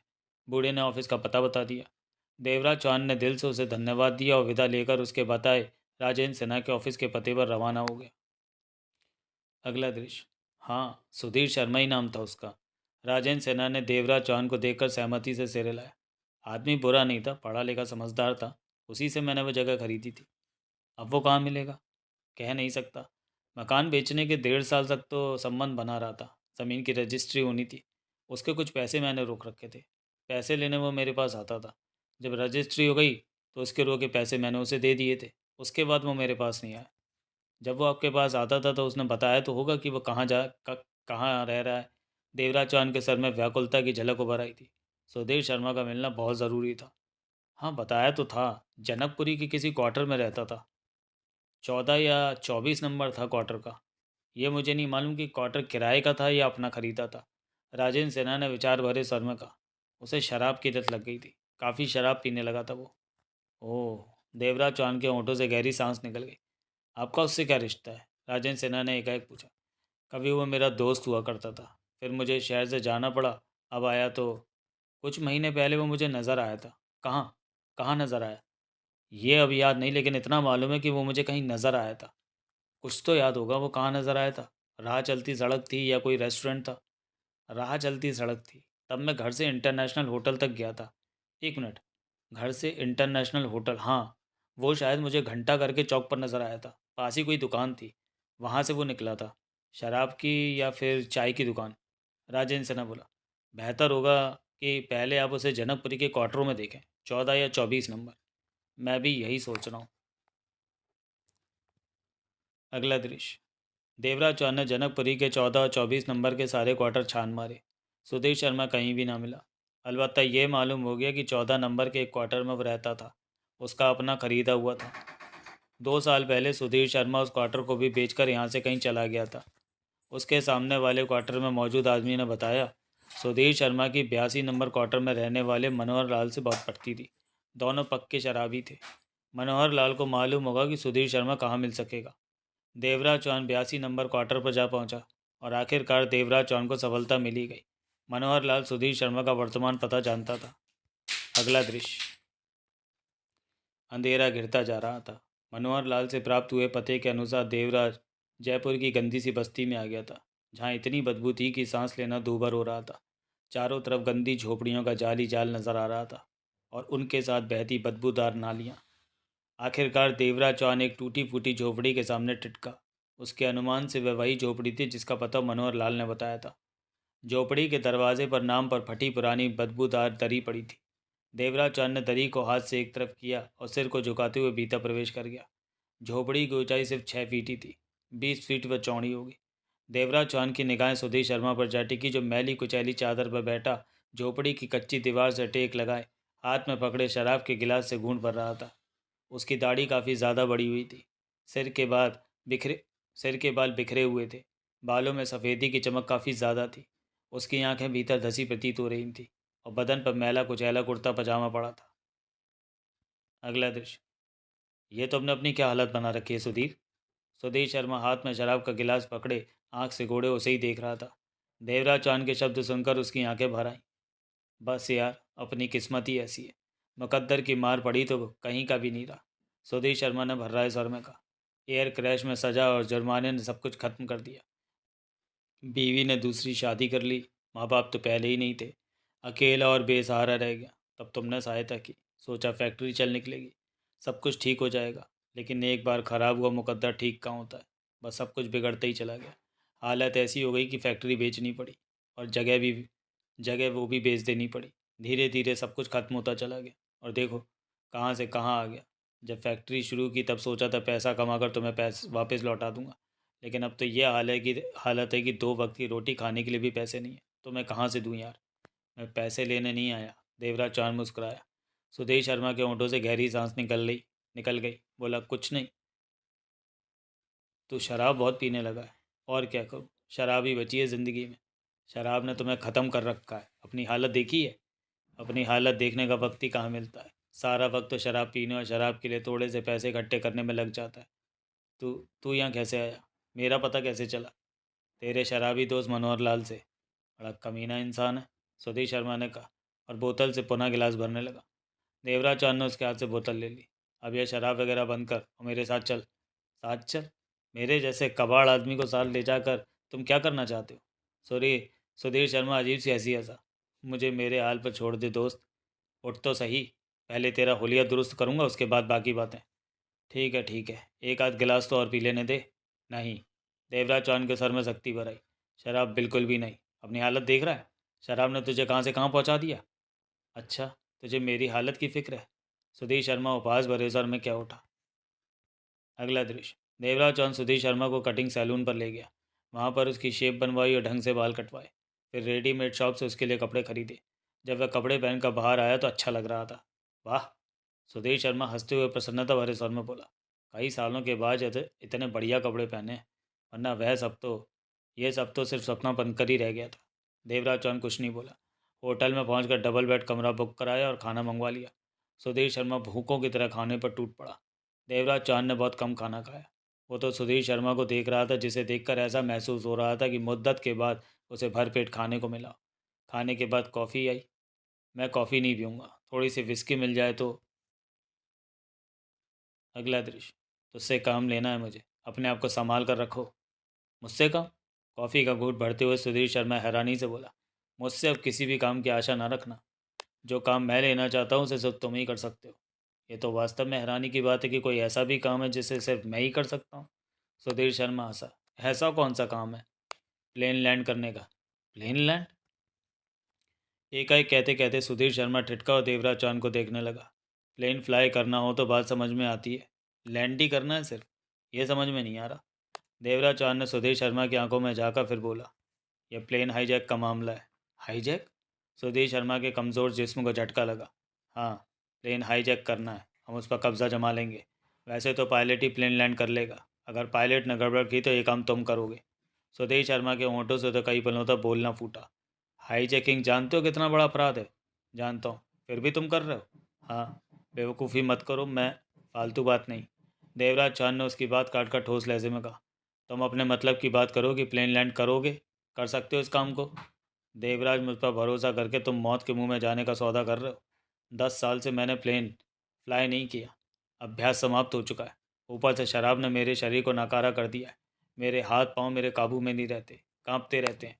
तुम देख ही चुके हो। इस पर तुम कहते हो कि मैं प्लेन लैंड करूं? हाँ, तुम्हारा दिमाग ख़राब हो गया है जो ऐसा कह रहे हो। मैं दिमाग मेरा ठीक है, बल्कि तुम्हें अपने ऊपर विश्वास नहीं रहा। 10 सालों में तुमने ऐसी ज़िंदगी बिताई है कि तुम खुद को बेकार और घटिया आदमी समझने लगे हो। तुम एक अच्छे और कुशल पायलट हो, अभ्यास नहीं रहा, ये बात मैं मान सकता हूँ। कभी कभी बिना अभ्यास के भी काम करना पड़ जाता है। अपने आप में विश्वास पैदा करो। शांति से सोचो कि प्लेन फ्लाई करना और लैंड करना मामूली सा काम है। तब तुम खुद ही कहोगे कि तुम यह काम आसानी से कर सकते हो। मेरे दोस्त, ये काम बहुत ज़रूरी है। ज़रूरी ना होता तो तुम्हें तलाश करता हूँ मैं यहाँ तक ना आता। अगर ये काम मुझे किसी और ने कहा होता तो मैं कभी भी नहीं करता, सुधीर शर्मा ने कहा। परंतु तुम्हें इनकार करने का हौसला मुझ में नहीं है, क्योंकि तुमने उस वक्त में मेरी सहायता की थी जब मेरे अपनों ने मुझसे मुंह मोड़ लिया था। बिना किसी लालच के मुझे 1.5 लाख देकर बिजनेस शुरू करवाया था, और वापस कभी नहीं मांगे। अगर मेरा मुकद्दर ठीक होता तो शायद आज मैं उस बिज़नेस की बना पर ढंग का इंसान बना होता। उस एहसान का बदला तो सुधीर, देवराज चौहान ने उसकी बात काटकर शुष्क स्वर में कहा, एक बात हमेशा के लिए अपने दिमाग में बिठा लो कि देवराज चौहान ना तो किसी पर एहसान करता है और ना ही किसी का एहसान लेता है, लेकिन दोस्ती में सब चलता है। अगर तुम मेरी बात इसलिए मानने जा रहे हो कि कभी दिए मेरे 1.5 लाख को एहसान मानते हो, तो प्लेन लैंड करने वाली बात मानने की ज़रूरत नहीं है, और ना ही मैं तुमसे काम लूँगा। अगर दोस्ती को सामने रखकर मेरे लिए कुछ करना चाहते हो तो जुदा बात है। सुधीर शर्मा खुलकर मुस्कुराया। ठीक है, दोस्ती के नाम पर ही सही। प्लेन लैंड का काम मैं करूँगा, लेकिन लैंडिंग के वक्त अगर मुझसे कोई गलती हो गई, प्लेन क्रैश हो गया, तो मुझसे कुछ मत कहना। चिंता मत करो, देवराज चांद मुस्कुराया। अगर ऐसा कुछ हुआ, ना तो तुम सुनने के लिए ज़िंदा रहोगे और ना ही मैं कहने के लिए। रनवे के हर तरफ खतरनाक खाइयाँ हैं। मुझे रनवे तो दिखा दो। लैंडिंग से पहले एक बार तुझे रनवे दिखा दूंगा। कितना लंबा चौड़ा है? ये पूछने का क्या फ़ायदा? जितना भी चौड़ा लंबा हो, तुम्हें वहाँ प्लेन लैंड करना है। अपनी आंखों से देख लेना। अब रात को यहीं सो जाओ, कल सुबह हम जयपुर छोड़ देंगे। सुदेश शर्मा ने सिर हिला दिया। चेहरे पर गंभीरता और सोच के भाव उभरे हुए थे। अगला दृश्य। कैसे हो अवतार सिंह? देवराज चांद ने सुधीर शर्मा के साथ बंगले में प्रवेश किया तो अवतार सिंह को देखते ही देवराज चांद बोला, अच्छा हूँ। कहने के पश्चात अवतार सिंह सुधीर शर्मा को प्रश्न भरी निगाहों से देखने लगा। ये अपना दोस्त है सुधीर शर्मा, बढ़िया पायलट है। देवराज चौहान ने कहा, तुम यहाँ रहते हो? सुधीर शर्मा आलीशान बंगले पर निगाहें दौड़ाकर बोला, हाँ, लेकिन बंगला अपना नहीं, पार्टी का है। सुधीर शर्मा की बात का जवाब देकर देवराज चौहान ने अवतार सिंह को देखा। जगमोहन आया था? हाँ, चंदानी से 10 आदमी लेकर वापस चला गया। 10? हाँ, अवतार सिंह ने कहा। चंदानी तुमसे मिलने को तड़प रहा है, वो हर रोज़ चक्कर लगा जाता है। कह रहा था तुम्हारे आते ही उसे खबर कर दूँ। कर दो खबर, उसे बुला ही लो। अगला दृश्य। हमेशा की तरह मेवाराम चंदानी हाफता हुआ बौखलाया सा बंगले पर आया, परंतु सुधीर शर्मा को सामने देखकर उसने अपने पर काबू पा लिया। ये कौन है? अपना ही आदमी है, तुम अपनी कहो। अगर हाई जैकिंग में कामयाब न हो सके तो? चंदानी घूरते हुए बोला। तो हम भी मर जाएंगे, देवराज चौहान तीखे स्वर में बोला। अब इस नाजुक मौके पर बेकार की चींची ना करो और काम की बात पर आओ। जगमान को जो आदमी दिए वो भरोसे के हैं? हाँ, चंदानी मरे स्वर में बोला। मुझे 20-25 आदमी चाहिए जो जान पर खेलने को तैयार हो। इतने आदमी मैं कहाँ से लाऊंगा? 10 तो पहले दे चुका हूँ। ज़्यादा मत बोलो, तुम्हारे लिए वो मामूली काम है। यह आदमी मुझे प्लेन के अंदर हाईजैक के समय चाहिए, जो सब यात्रियों को कवर कर सके। इन सबको किसी एक जगह इकट्ठा करो, मैं इन्हें सारी प्लानिंग समझाऊंगा। और जिस जगह इन्हें इकट्ठा करोगे ये सब आदमी उसी जगह पर रहेंगे, कोई भी बाहर नहीं निकलेगा। जब निकलेंगे तो सीधे एयरपोर्ट पहुंचकर उस प्लेन में सवार हो जाएंगे जिसमें चंदानी बैठा होगा। चंदानी नहीं, लोटिया बैठा होगा। ऐसा क्यों? इसलिए कि मेरे बात करने के पश्चात उनमें से कोई जैकिशन लोटिया को खबर ना कर दे। लोटिया क्या चीज़ है तुम बहुत अच्छी तरह जानते हो। लोटिया का सगा कहीं भी हो सकता है। मेवाराम चंदानी सूखे होंठों पर जी फेर कर रह गया। और तुम क्या काम करोगे ये भी सुन लो। लोटिया पर बराबर नज़र रखनी है कि वह कब बाहर जा रहा है। आज से 10 दिन बाद वह जब भी प्लेन में सफ़र करे उसी प्लेन में मेरी, मेरे इस दोस्त की, अवतार सिंह की और उन सब आदमियों की जो प्लेन में मेरी योजना में शामिल होंगे सीटें बुक करा देना। अगर पूरी सीटें ना मिली तो हम इंतज़ार करेंगे, कभी तो सीटें मिलेंगी। किसी एक एजेंट के द्वारा ही सारी सीटें बुक मत कराना। शहर में सैकड़ों एजेंट ऐसे हैं, समझ गए ना? चंदानी ने सहमति में सिर हिलाकर कहा। ठीक है, अब मुझे ये तो बता दो कि हाईजैक करके प्लेन कहाँ उतरवाओगे? मैं भी तुम लोगों को वहीं मिलूँगा। तुम्हारे वहाँ आने की कोई आवश्यकता नहीं। तो मैं असम में ही किसी जगह का पता बता दूंगा, वहीं पहुँच जाना। लोटिया तुम्हारे हवाले और काम खत्म। मेवाराम चंदानी की आंखों में तीव्र चमक लहरा उठी। अगला दृश्य। देवराज चौहान वहाँ 6 दिन रहा। चंदानी द्वारा मुहैया कराए गए 22 आदमियों से वह मिला। हाईजैकिंग का सारा प्लान उन्हें समझाया। 4 बार उन लोगों से मिलकर इस सिलसिले में बात की। इस दरमियान उन 2200 आदमियों को उस जगह से बाहर निकलने की मनाही कर दी गई। चूँकि इस काम में चंदानी उन्हें मोटी रकम दे रहा था इसलिए किसी ने चूँ चाँ नहीं की। पहरे के तौर पर अवतार सिंह उन 2200 के सिर पर सवार हो बैठा। साथ ही चंदानी के भेजे अन्य आदमी इस काम में अवतार सिंह की सहायता करने लगे। पहरे पर लगे चंदानी के आदमियों में से किसी को भी असल बात मालूम ना हो इसका पूरा ध्यान रखा गया। 2200 व्यक्तियों की ज़रूरत की हर वस्तु उन सबको वहीं उपलब्ध होने लगी। मेवाराम चंदानी अपने हिस्से में आए कामों को तसल्ली से पूरा करने में व्यस्त था। स्वदेश शर्मा ने उन 2200 के सामने जाने की आवश्यकता न समझी। वह शराब पीने में ही डूबा रहा। अलबत्ता देवराज चौहान से वह हाईजैकिंग की प्लानिंग जान चुका था और उस प्लानिंग से उसे तसल्ली थी कि योजना बुरी नहीं। सब काम निपटाने के पश्चात 7वें दिन सुधीर शर्मा को साथ लिए देवराज चौहान शिव सागर जा पहुंचा। यहाँ है भाई पट्टी? सुधीर शर्मा ने पूछा। नहीं, यहाँ से कुछ दूर बोका घाट में। वहाँ तक जाने के लिए प्राइवेट टैक्सी लेनी होगी। प्राइवेट गाड़ी में दोनों बोका घाट जा पहुँचे। अगला दृश्य। उन्हें देखते ही जगमोहन पास आया और देवराज चौहान से बोला, ये सुधीर शर्मा है? शरीर पर एयरफोर्स की वर्दी थी। हाँ, काम कैसा चल रहा है? देख लो, तुम्हारे सामने ही चल रहा है। 2-3 दिन और लगेंगे। वह करीब 40 आदमी और औरतें थीं जो काम में तेज़ी के साथ जुटे हुए थे। रोलर भी धड़ाधड़ काम कर रहा था। बलिया और 10 अन्य आदमी उन सबसे काम ले रहे थे। उन 10ओं ने एयरफोर्स की वर्दियाँ पहनी हुई थी। ये रनवे है, देवराज चौहान ने सुधीर शर्मा से कहा, जहाँ तुम्हें प्लेन उतारना है। सुधीर शर्मा रनवे की तरफ बढ़ गया। ये तो दिन में भी पिए हुए। सुधीर शर्मा के जाते ही जगमोहन बोला, ये 24 घंटे ही पिए रहता है। शराब ये इस तरह पीता है जैसे हम लोग चाय पानी पीते हैं। पूरा का पूरा अल्कोहलिक हो चुका है। शराब ना पिए तो इसके हाथ पांव बेकाबू होकर कांपने लगते हैं। इसका मतलब इसे शराब ना मिले तो ये बेकार है? देवराज चौहान ने सहमति में सिर हिला दिया। ये प्लेन तो ठीक ठाक लैंड कर लेगा? जगमोहन के सर में शंका व्याप्त थी। कर लेगा, देवराज चौहान ने विश्वास भरे स्वर में कहा। वहाँ पर क्या इंतज़ाम करके आए हो? जगमोहन ने पूछा। देवराज चौहान ने उसे सब कुछ बताया। तो क्या हाईजैकिंग में मैं साथ नहीं रहूँगा? नहीं, मेरे साथ अवतार सिंह और 22 आदमी होंगे। मैं तुम्हारे साथ हाईजैकिंग में रहूँगा, जगमोहन ने दृढ़ स्वर में कहा। बेवकूफ़ी वाली बात मत करो। अगर तुम मेरे साथ रहे तो यहाँ कौन रहेगा? बूंदी बलिया जैसे हरामी व्यक्ति पर एक हद तक ही विश्वास किया जा सकता है, देवराज चौहान ने ठोस स्वर में कहा। तुम भी हमारे साथ चले जाओ और जब हम प्लेन उड़ाकर यहाँ लाएं तो मालूम है पीछे से बलिया ने ऐसी गड़बड़ कर दी कि प्लेन नहीं उतारा जा सकता।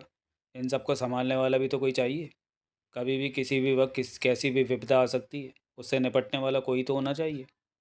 बात जगमोहन की समझ में आई, फिर भी वह बोला, यहाँ अवतार सिंह भी तो आ सकता है। जिस काम को तुम छोटा समझ रहे हो वह अहम काम है। प्लेन हाईजैक करके हमें यहीं उतारना है। अवतार सिंह हमारे लिए नया है, गड़बड़ भी हो सकती है। मैं हर किसी पर विश्वास नहीं करता। एक तरफ तुम रहोगे, एक तरफ मैं। जगमोहन खामोश हो गया। अगला दृश्य। 1 घंटे के पश्चात सुधीर शर्मा वापस आया। वह पूरा रनवे देख कर आया था। उसके चेहरे पर गंभीरता व्याप्त थी। उसने शराब की बोतल निकाल कर घूंट भरा और बोला, रनवे बहुत ही खतरनाक जगह पर है। वो तो है। ये तो छोटे प्लेनों के लिए है। यात्री प्लेन के लिए तो रनवे दूसरा होता है, मालूम है। इस रनवे पर प्लेन लैंड करना मौत को दावत देना है। जो कुछ भी है तुम्हारे सामने है। देवराज चौहान ने सिगरेट सुलगाकर कश लिया। कोई बड़ी बात नहीं कि लैंडिंग कामयाब ना हो। सुधीर शर्मा ने पुनः बोतल से मुंह लगाकर घूंट भरा। यहाँ पर प्लेन उतारना सीधा साधा मौत को बुलावा देना है। तुम कहना क्या चाहते हो? जो कहना है वही तो कह रहा हूँ, समझो या ना समझो ये तुम्हारी इच्छा। अपने आप में विश्वास पैदा करो सुधीर। प्लेन लैंड के लिए अपने आप में रनवे पूरा है, तुम आसानी के साथ प्लेन उतार सकते हो। देवराज चौहान मुस्कुराया। ये तो वक्त ही बताएगा, सुधीर शर्मा ने मुस्करा कर कहा। फिर रनवे के शुरू की तरफ नज़र आ रहे पेड़ों की तरफ इशारा करके बोला, इन पेड़ों को साफ करवा देना।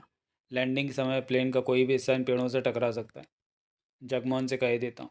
देवराज चौहान ने सिर हिलाया।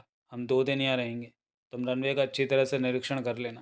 कहीं कोई कमी नज़र आए तो जगमोहन से बोल देना। स्वदेश शर्मा की दृष्टि पुनः रनवे पर जा टिकी। कोशिश करो कि शराब कम से कम पियो, तुम बहुत ज़्यादा पी रहे हो। स्वदेश शर्मा ने उसकी बात पर कोई ध्यान न दिया, वह रनवे पर निगाहें दौड़ाता रहा। अगला दृश्य। 2 दिन में रनवे की पूरी तरह मरम्मत वगैरह हो ही गई। सुधीर शर्मा ने रनवे की लंबाई चौड़ाई नापी और चमकने वाले सफ़ेद पदार्थ से पट्टी पर कई जगह निशान लगाने को कहा। रनवे का सारा काम ठीक ठाक निपट गया था। देवराज चौहान ने बलिया और जगमोहन के साथ योजना बनाई कि सफल लैंडिंग के पश्चात प्लेन से लोटिया को निकालकर कहाँ ले जाना है। आखिरकार ले जाने की जगह तेजपुर तय हुई। बूंदी बलिया ने विश्वास दिलाया कि अगले 2 दिनों में वह तेजपुर में कोई ठीक ठाक जगह किराए पर ले लेगा और वहां जाने के लिए कोई बढ़िया सा वाहन हर समय तैयार रखेगा। और अब जब तक प्लेन लैंडिंग का काम सफलतापूर्वक नहीं निपट जाता, तब तक जगमोहन बलिया और एयरफोर्स की वर्दी पहने अन्य आदमी हर समय हवाई पट्टी की निगरानी करेंगे। तत्पश्चात देवराज चौहान सुधीर शर्मा के साथ वहां से चला गया। उस दिन शाम तक हवाई पट्टी का सारा काम समाप्त हो गया। रोड रोलर व अन्य सामान तथा मजदूरों के तौर पर काम लिए जाने वाले बोका घाट के निवासियों को वहां से चलता कर दिया। सूर्य डूब चुका था और अंधेरा घिरने ही वाला था कि आसमान से टपकती मुसीबत की बात ही एयरफोर्स की जीप वहां पहुंची। जीप से एयरफोर्स का एक ऑफिसर और 4 अन्य व्यक्ति उतरे। सबके जिस्मों पर एयरफोर्स की वर्दियां थीं। जगमोहन, बूंदी बली और 10 आदमी सख्ते की हालत में खड़े के खड़े रह गए। जीप से उतरते ही एयरफोर्स के आदमियों ने जगमोहन को सैल्यूट दिया, क्योंकि उसके बदन पर ऑफिसर की वर्दी थी। फिर पास आकर हल्की सी मुस्कान के साथ जगमोहन बोला, अगला दृश्य। Hello officer. कहने के पश्चात उसने जगमोहन की छाती पर लगी नाम की पट्टी पर निगाह मारी। जगमोहन, आज दोपहर में हमें इस हवाई पट्टी के बनाने की खबर मिली तो हम वास्तव में बहुत हैरान हुए, क्योंकि हमें इस प्रकार कोई सूचना नहीं मिली थी कि एयरफोर्स यहाँ पर पुनः हवाई पट्टी की तैयारी करवा रहा है, जबकि ऐसा कोई काम करने से पहले हमें सूचित करना आवश्यक था।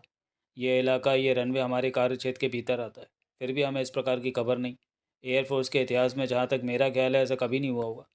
जगमोहन ने कठिनता से खुद को संभाला, परंतु चेहरे पर उभरी व्याकुलता पर काबू नहीं पा सका था।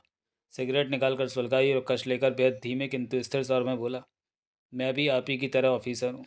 ऊपर से जो कुछ हुक्म मिले वो हमें पूरा करना पड़ता है। हमें यही ऑर्डर मिला कि यहाँ पर हमें खामोशी से हवाई पट्टी का निर्माण करना है, यहाँ तक कि आप लोगों को भी खबर नहीं होनी चाहिए। ऊपर से जगमोहन सामान्य बना हुआ था, परंतु भीतर जैसे ज्वालामुखी फट रहा था। ये लोग उनकी पूरी योजना का सत्यानाश कर सकते थे। ये कौन है?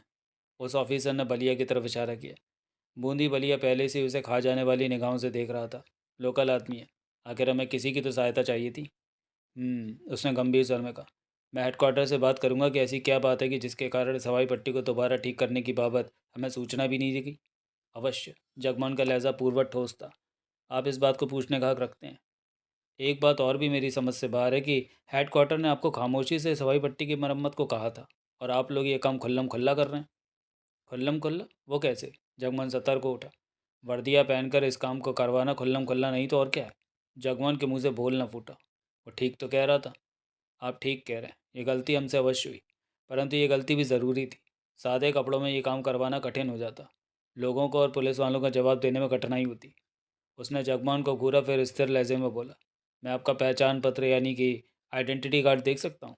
क्यों नहीं? जगमोहन अब खुलकर मुस्कुराया। अगर मन में कोई शक बस जाए तो उसे फ़ौरन दूर कर लेना चाहिए।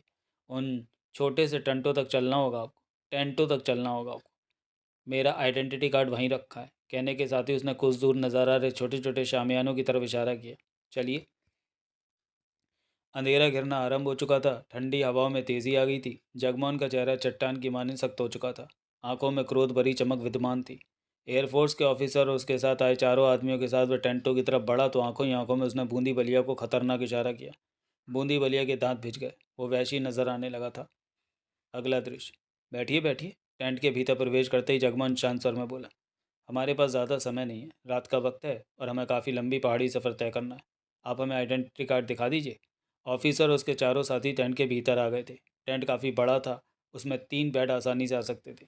जगमोहन ने ऑफिसर को देखा, फिर ऊंचे स्वर में बोला, भलिया, इन्हें आइडेंटिटी कार्ड दिखा दो। स्वर में ठंडक थी। फिर देखते ही देखते 10 आदमियों के साथ बलिया टेंट में आ गया। सबके हाथों में रिवॉल्वर थमे थे। जिनका रुख ऑफिसर और उनके चारों साथियों की तरफ था। ये क्या है? ऑफिसर हड़बड़ा कर रिवॉल्वरों को देखने लगा था। पूछा नहीं करते कि ये क्या है, समझ जाया करते हैं। जगमोहन दांत बीच कर बोला, ये हमारा आइडेंटिटी कार्ड है। खुद भी समझ लो, अपने साथियों को भी समझा दो। अगर नाचने की कोशिश की तो तुम सबकी लाशों को खाई में फेंक दिया जाएगा और किसी को मालूम भी नहीं होगा कि क्या हुआ है। ऑफिसर उसके साथी हक्के बक्के, किसी के होंठों से बोल न फूटा। बलिया, कुछ दिन के लिए इनका कोई इंतज़ाम हो सकता है? इस बारे में कुछ कह नहीं सकता, देखना पड़ेगा। या तो कुछ दिन का इंतज़ाम कर दो या फिर इन्हें मारकर लाशों को ठिकाने लगा दो। वैसे मैं खामा खा की हत्या में यकीन नहीं रखता, लेकिन ये हत्याएं खामा खा की गई नहीं होंगी। पीछे तगड़ी वजह है। इन लोगों के कारण हमारा भट्टा बह सकता है। मैं अभी आता हूँ। आधे एक घंटे तक बलिया बाहर निकल गया। कौन हो तुम लोग और क्या करना चाहते हो हवाई पट्टी पर? मोटर ड्राइविंग स्कूल खोलने जा रहे हैं, जगमोहन ने कड़वे लहजे में कहा। इस हवाई पट्टी पर हम अपने कस्टमरों को ड्राइविंग सिखाया करेंगे। तुम? उस ऑफिसर ने कुछ कहना चाहा। मुंह बंद, मुंह बंद। जगमोहन गुर्रा है। अब कोई आवाज़ ना निकले। अगला दृश्य। क्या करके आए हो? भोका घाट में इंतज़ाम किया है। एक को 100 रुपये देकर उसका घर खाली करवाना पड़ा। उससे कहा है कि कुछ दिनों के लिए ऑफिसरों को उनके घर की ज़रूरत है। 100 रुपये इन लोगों के लिए बहुत ही बड़ी चीज़ होती है। वह अपने बीवी बच्चों सहित पास ही अपने भाई के घर में चला गया और उसके घर के नाम पर एक कमरा है जिसकी छत पर लोहे की टीन पड़ी है। ठीक है, इन सबको वहीं पहुंचा दो। जगमन ने दांत भींच कर कहा। 2 आदमी कमरे के भीतर इनके साथ रहेंगे, 2 कमरे के बाहर पहरा देंगे। इनके हाथ पांव अर्थ में बांधे रखो। हम ज़्यादा रिस्क लेने की स्थिति में नहीं हैं। अगर ये उछलें तो इन्हें गोली मार दो। ठीक है। बलिया ने एयरफोर्स की वर्दी पहने 4 आदमियों को साथ लिया। उन सब के हाथों को बांधकर उन्हें बाहर ले गए। अगला दृश्य। देवराज चौहान सुधीर शर्मा के साथ जब बंगले पर आया तो बेसब्री के साथ चंदानी को अपना इंतज़ार करते पाया। वह व्याकुल और उत्तेजित नजर आ रहा था। भगवान का लाख लाख शुक्र है तुम आ गए, वरना मैं तो सोच रहा था कि कहीं तुम्हें आने में देरी ना हो जाए। चंदानी ने मील भर लंबी सांस खींचकर कहा। क्यों, क्या बात है? देवराज चौहान बैठता हुआ बोला। सुधीर शर्मा ने खुद को विस्की की बोतल में व्यस्त कर लिया था। आज से 8वें दिन जय किशन लोटिया प्लेन पर बाहर जा रहा है। कहाँ? देवराज चौहान सतर्क हो गया। बम्बई, दोपहर 1 बजे की फ़्लाइट है। खबर पक्की है? बिल्कुल पक्की है। बिल्कुल पक्की है। जो लोटिया का टूर प्रोग्राम बना था उसका असिस्टेंट मेरा आदमी है। उसी ने यह खबर मुझ तक पहुंचाई। चंदानी ने विश्वास भरे स्वर में कहा। और मैंने अलग अलग ट्रैवल्स एजेंटों द्वारा 16 आदमियों की सीटें उस प्लेन में बुक करा ली हैं। अगले 3 दिनों में बाकी सीटें भी बुक करा लूँगा। और अगर लोटिया उस प्लेन में ना गया तो? अव्वल तो ऐसा होता नहीं। अगर हो भी गया तो चिंता की कोई बात नहीं। सारी सीटें कैंसिल हो जाएंगी और हम लोटिया के आगामी प्रोग्राम पर नज़र रखेंगे। लोटिया अपनी सीट कब तक बुक कराएगा? लोटिया की सीट हमेशा प्लेन रवानगी से 1 दिन पहले बुक होती है। देवराज चौहान ने सोच भरी मुद्रा में सिर हिलाया। तुमने नकाब तैयार करवाए? हो रहे हैं, 2 दिन अभी और लगेंगे। और गुप्त तले वाले ब्रीफ केस? उन पर भी काम चल रहा है। सारे ब्रीफ केस तैयार होने में भी कम से कम सप्ताह लगेगा। इन कामों की जिम्मेवारी तुम्हारी है, भूलना नहीं। याद है, याद है। चंदानी ने फ़ौरन सिर हिलाया। सब आदमियों के लिए बढ़िया रिवॉल्वर अरेंज करो और 2 फोल्डिंग गन है। हो जाएंगी। रिवॉल्वर उन सब 22 आदमियों के ब्रीफ केसों के तले में रख देना। सबको समझा देना कि ताला कैसे खुलता है और दोनों फोल्डिंग गन मुझे दे देना। मैं ऐसे ही करूँगा। अगला दृश्य। इस बीच देवराज चौहान उन 22 के पास 2-3 बार गया, उनसे बात की। सब तैयार थे और व्याकुलता से मौके का इंतज़ार कर रहे थे। देवराज चौहान ने अवतार सिंह को कई बातें समझाईं। सब कुछ तैयार था। अब सिर्फ वक्त का इंतज़ार था। और वह दिन भी आ पहुंचा। एक दिन शाम को चंदानी ने आकर खबर दी कि लोटिया की कल वाले प्लेन में टिकट बुक हो गई है। प्लेन ने दोपहर ठीक 1 बजे एयरपोर्ट से बम्बई के लिए उड़ान भरनी है। देवराज चौहान ने उसी समय शिवसागर के उस फ़ोन नंबर पर ट्रंक कॉल बुक कराई जो बूंदी बलिया ने इसी काम के लिए दे रखा था। लाइन मिलते ही निर्धारित कोड वर्ड्स में देवराज चौहान ने मैसेज दे दिया कि कल 1 बजे का प्लेन है जिसे कि वो लोग हाईजैक करके ला रहे हैं। फिर देवराज चौहान ने भीमराव के नंबर मिलाए। अगला दृश्य। कैसे हो देवराज चौहान? आवाज़ पहचानते ही भीमराव ने पूछा। बढ़िया। बलिया से मालूम हुआ कि हवाई पट्टी तैयार हो गई और तुम पूरी तैयारी में हो। तो बलिया ने तुम्हें खबर दे दी? देवराज चौहान हौले से हंसा। मेरा आदमी है। भीमराव भी हंसा। खबर तो करेगा ही। आदमी काम का है, मुझे पसंद आया। खैर ये बताओ, प्रोग्राम तय हुआ या नहीं? हो गया है, कल दोपहर का 1 बजे का, बम्बई वाले में। तुम मौत को गले लगाने वाला काम कर रहे हो। बहरहाल, इसके सिवाय मैं और कुछ भी नहीं कह सकता कि समझदारी से काम लेना। वैसे मुझे अफसोस है कि इस मामले में तुम्हारी कोई सहायता नहीं कर सकूंगा। जो तुम कर रहे हो उस काम में सहायता करना मेरे बूते से बाहर की बात है। बूंदी बलिया ने हमारी बहुत सहायता की है और कर रहा है। कोई ख़ास बात? कल हाईजैकिंग के बाद सुजान सिंह को मेरी तरफ से कह देना कि जैकी चंद लोटिया अब उसके रास्ते में कभी नहीं आएगा। महंत से अपने तौर पर निपट ले। इसका मतलब अंडरवर्ल्ड में अब सुजान सिंह की चलेगी? हाँ, बशर्ते कि वो अपनी चला पाया। आदमी काबिल है, चला लेगा। तुम्हारा मैसेज मैं सुजान सिंह को दे दूंगा। देवराज चांद ने रिसीवर रखा और चंदानी से बोला, अब तुम जाओ, ब्रीफ केसों के तलों में रिवॉल्वर और नकाब रखकर एक एक ब्रीफ केस उन भाइसों के हवाले कर दो। मुझे भी 2 ब्रीफ केस, नकाब और गने दे जाना। चंदानी की चिंताग्रस्त मुंडी दाएं बाएं हिलनी शुरू हो गई। अगला दृश्य। Attention please. एयर होस्टेस की आवाज़ पूरे विमान में गूंज उठी। कुछ ही पलों में विमान बम्बई के लिए उड़ान भरने वाला है। कृपया यात्री अपनी अपनी बेल्टें बांध लें। सबकी यात्रा मंगलमय हो, धन्यवाद। आवाज़ आनी बंद हो गई। इसके साथ ही विमान में हलचल आरंभ हो गई। सब अपनी अपनी बेल्टें बांधने में व्यस्त हो गए। देवराज चांद ने बगल में बैठे सुधीर शर्मा को देखा। कैसा लग रहा है? बहुत बढ़िया। सुधीर शर्मा मुस्कुराया। तुम्हें सुनकर हैरानी होगी कि यात्री के तौर पर मैं पहली बार सफ़र कर रहा हूँ। बतौर पायलट सैकड़ों बार उड़ानें भरी हैं। शराब उतनी ही पीना जितनी ज़रूरत हो। सुधीर शर्मा को बैग से छोटी सी बोतल निकालते देख देवराज चांद बोला, वो तुम्हारा लोटिया कहाँ है? दाईं तरफ, चौथी लाइन में, खिड़की के करीब वाली सीट पर बैठा है। सुधीर शर्मा ने उस तरफ निगाह मारी, परंतु बीच में आ रहे यात्रियों के सिरों के कारण लोटिया को देखने में उसे असफलता ही मिली। 10 मिनट के पश्चात ही प्लेन रनवे छोड़कर आसमान की ऊंचाइयों को छूने लगा था। प्लेन में कुल 500 यात्री थे। बाकी सीटें खाली थीं। ज़रूरत पड़ने पर मुझे वैसे ही बुलाना जैसा मैंने कहा है, सुधीर शर्मा धीरे से बोला। देवराज चांद ने सिर हिलाया और उसने टांगों के सभी रखा ब्रीफकेस उठाकर अपनी दोनों टांगों पर रख लिया। अभी वक्त था, 15 मिनट का वक्त। सबको आदेश दिया हुआ था कि प्लेन के उड़ान भरने के ठीक 15 मिनट के पश्चात हरकत में आए। तो चलिए दोस्तों, सबसे बड़ा हत्यारा का इस भाग को हम यहीं समाप्त करते हैं और मिलते हैं इसके अगले भाग में, अगले वीडियो में। तब तक के लिए धन्यवाद।